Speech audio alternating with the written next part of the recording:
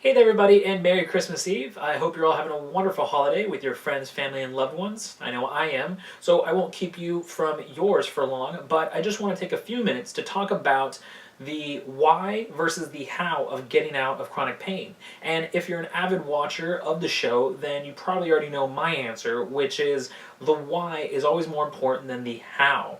That goes for really almost everything in life, but especially talking in the terms of, in context of treating chronic pain symptoms. And that's because without a strong enough, compelling enough reason why, the how really doesn't matter. And I'll give you a perfect example. Let's say you are in your early 20s, you're a college student, and on a scale of 1 to 10, or 0 to 10, 0 being no pain, 10 being the worst pain ever, you have some lower back pain of, let's say, a 1 or a 2, all right? And we meet at a party or something, you tell me you've been having some lower back pain, and I say, well, here's some exercises for your lower back pain.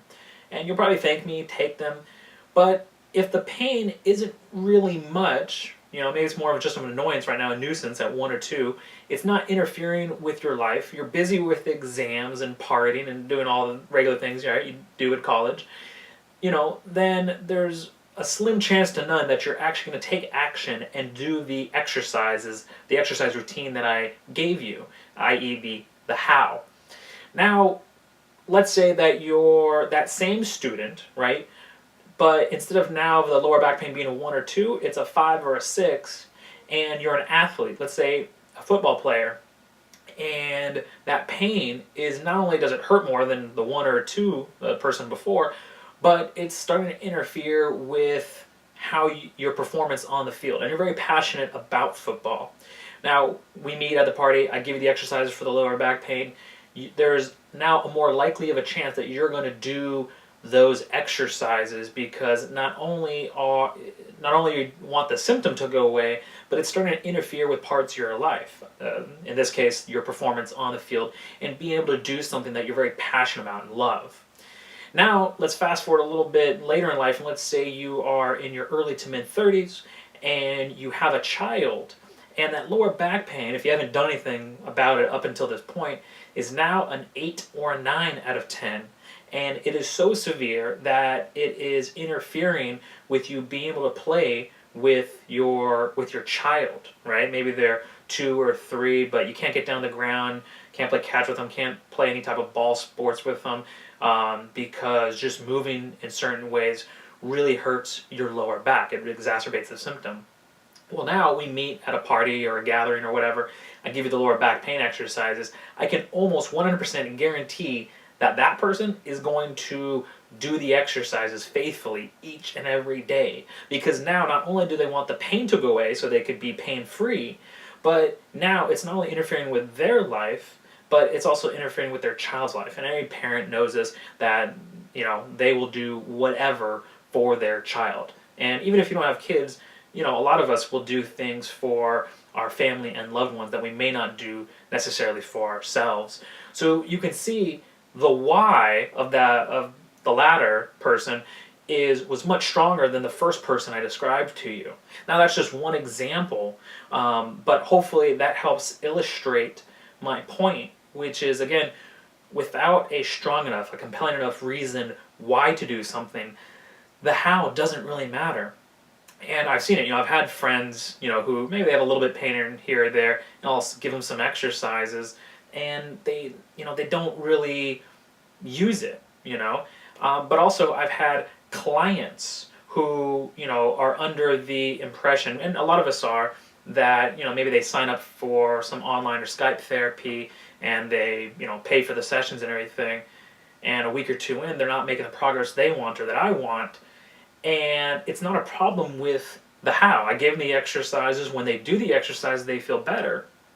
But then the following week, when we meet again, and I ask them, how often have you been doing the exercises? And they say maybe once or twice a week. Okay, well, remember at the beginning when we discussed that in order to improve your posture and get out of pain, you have to do these exercises each and every day? Yeah.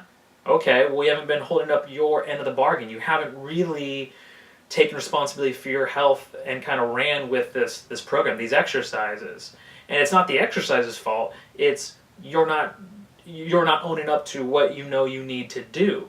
And once they accept that and they start doing it every day, oh my gosh, it's like magic. They start to progress in leaps and bounds. And maybe the reason that they weren't doing the exercise religiously, there could be other reasons for that. More on kind of a mental and emotional side. For example, and I'm just pulling from things that have happened more recently over the last few weeks and months.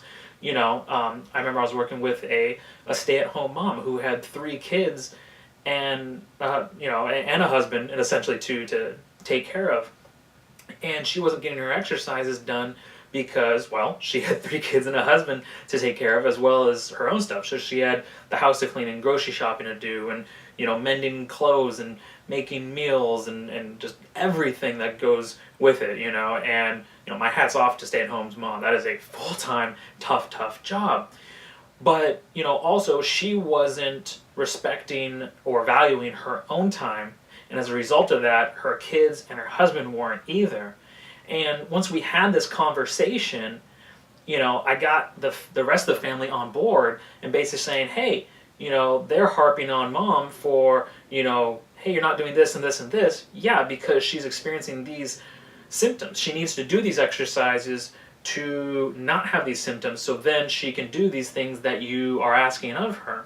So kids, and husband and dad, slash dad, we need to rally behind her and do all we can to support her, so that, which means, you may have to pick up some of the slack temporarily so she can have the time to invest in herself, to do these exercises, get out of pain, so she can be the best version of herself possible.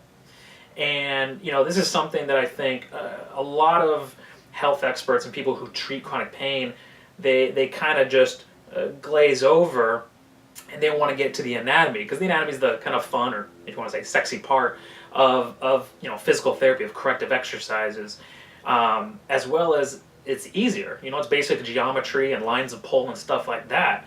Psychology, that's the hard part. And looking back now, today, from years in the past, not to say that I regret taking anatomy courses, but knowing what I do now today, I would have taken less anatomy courses and more psychology courses, because having that type of conversation and bringing a family in and working with family dynamics and things like that, that's a lot harder than just simple anatomy.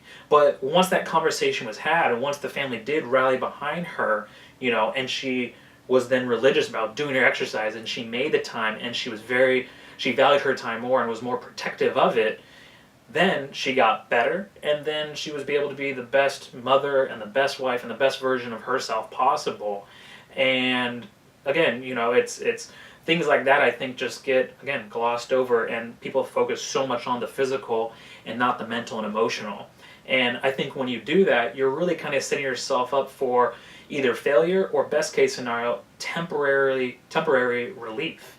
If you want to have a more of a permanent, long-term success, i.e. cure your pain other than just treat it, you have to simultaneously treat the mental and emotional alongside with the physical. And that's why I think the why is more important than the how. I have a couple other examples of some whys that you may be able to relate to.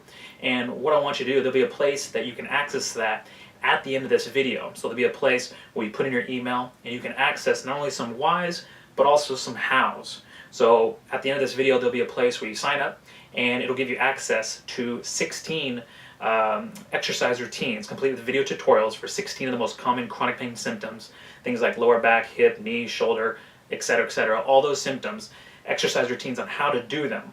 But before you go into the how, what I want you to do, there's going to be a welcome email, and then probably a few minutes after that, you're going to get another email, and it's going to say why your why is most important. I believe that's the title, or something like that.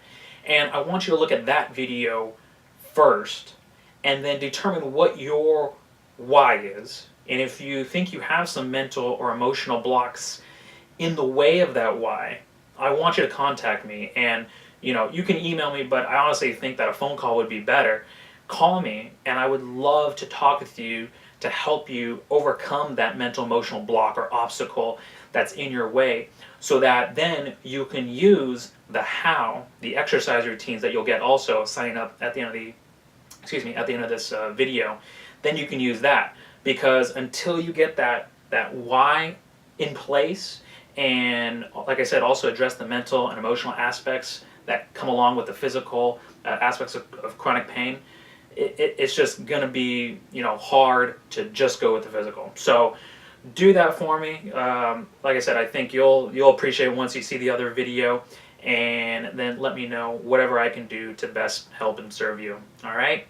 Anyways, thank you for taking the time to watch this video. I know it's Christmas Eve, and like I said, you're with your friends, family members, and if any of them you think can benefit from this as well, you know, share this with them. It's kind of the gift that keeps on giving.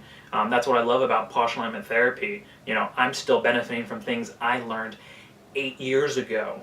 It's truly amazing. So, and if they would like to call me too, they're more than welcome to. All right?